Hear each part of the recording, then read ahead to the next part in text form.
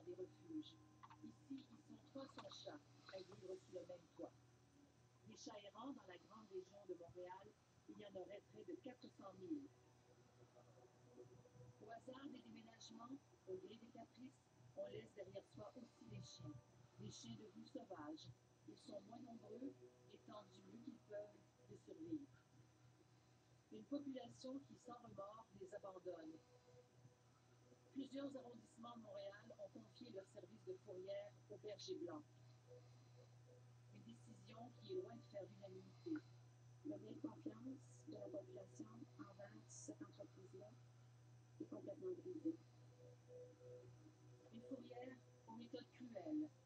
Il y a 52 autoroutes provinciales. Est-ce qu'on pourrait se permettre de faire de la cruauté au rang des animaux normalement plutôt que de garder des conditions acceptables?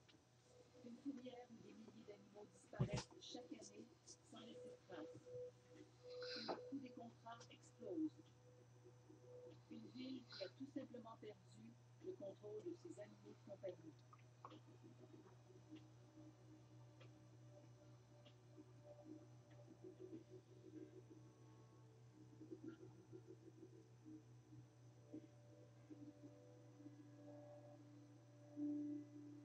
Bertrand avait à peine 6 mois lorsqu'il s'est aventuré hors de chez lui.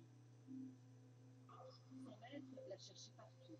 Aucune trace du chaton tigré. Il est parti de serre, j'ai placé les affiches 3 jours après. Bertrand n'était pas bien loin, juste à côté, chez la voisine. C'est un petit milieu, puis je voyais que c'était pas un chat de ruelle, ça. Fait que moi, j'avais un chat. Fait que je l'ai rentré dans la maison, puis là, je l'ai gardé. Il n'y restera pas longtemps. Fait que je voulais le garder parce que je voulais un minou, mais mon chat m'est attaché. Elle va porter ce chaton très affectueux à la fourrière municipale, le berger blanc. Et puis là, j'ai posé des questions, j'ai demandé qu'est-ce qu'il allait faire avec le chat. Ils m'ont dit qu'il gardait 3 jours en observation, voir s'il était en bonne santé, puis son comportement, puis si oui, il le mettait en adoption. Puis moi, je pleurais, puis il m'a dit, t'es attaché au chat, oui. Puis là, j'ai juste dit, là, vous allez pas le tuer, là. Puis ils m'ont dit non.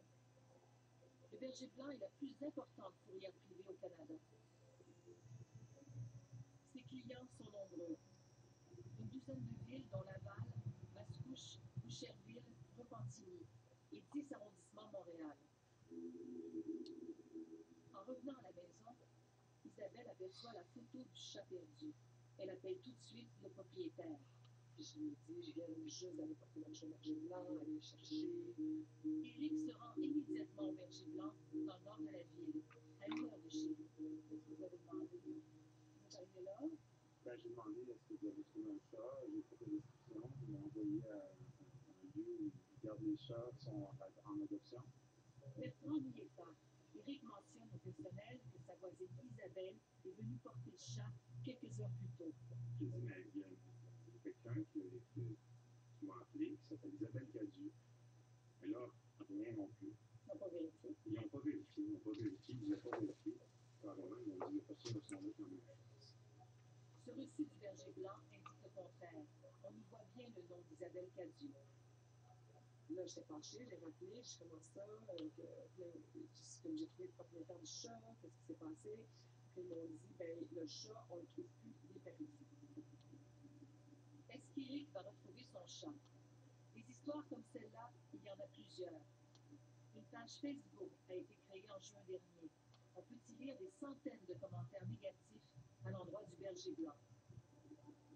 Une pétition circule sur Internet depuis décembre, avec jusqu'à présent près de 3000 signatures. À la tête de ce mouvement de protestation, Isabelle Poitras. Cette résidente du plateau Mont-Royal a décidé de mener son enquête afin de convaincre son arrondissement de revoir son contrat avec le berger blanc. Mais sa bataille va la mener plus loin. Moi, ma démarche, c'est de faire la lumière sur ce qui se passe dans ces murs-là, savoir si les citoyens en ont pour leur argent, c'est de savoir si cette entreprise-là mérite encore la confiance du public. Isabelle a fait de nombreuses demandes d'accès à l'information auprès des 10 arrondissements desservis par la fourrière. Elle a obtenu des documents embarrassants autant pour les arrondissements que pour le berger blanc.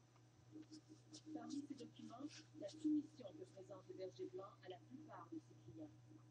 On peut y lire que la fourrière a 3 succursales, l'une à Laval, l'autre à Rivière-des-Prairies, et la dernière ici, sur la rue Sainte-Catherine, pour mieux desservir la population de l'ouest de l'île. Nous nous sommes présentés à cette adresse.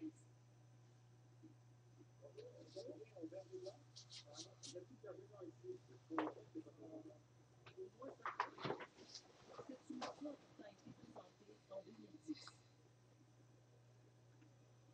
À notre demande, Isabelle Poitras s'est rendue à la succursale de Rivière-des-Prairies, munie de notre caméra cachée.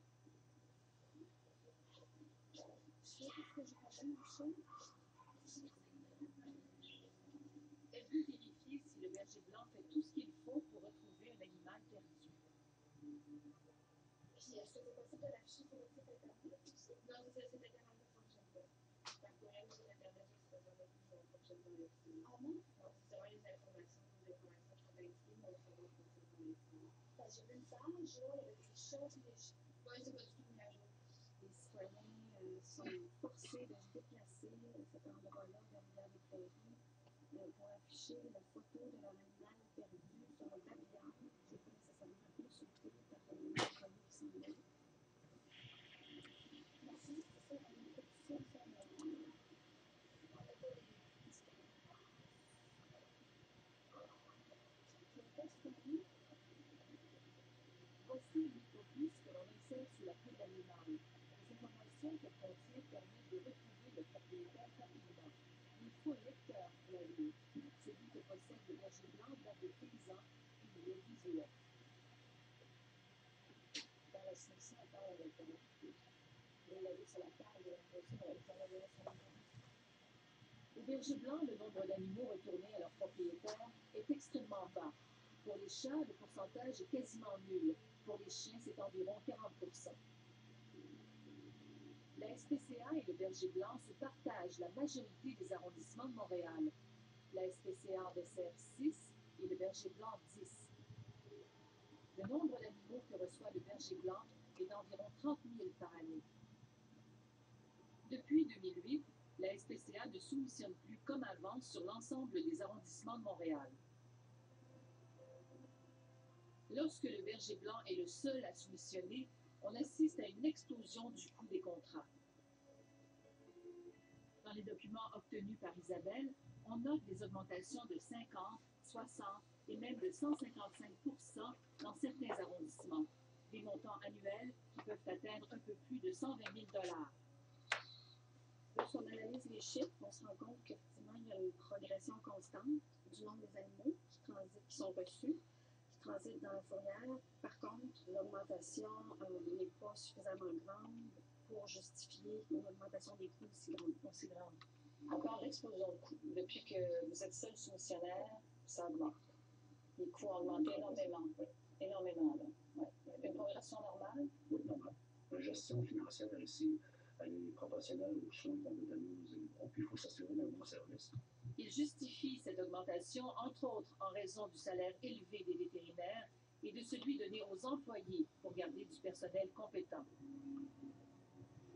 Après avoir dit à Eric qu'il ne trouvait plus son chat, le berger blanc l'a rappelé pour lui dire qu'il avait été adopté.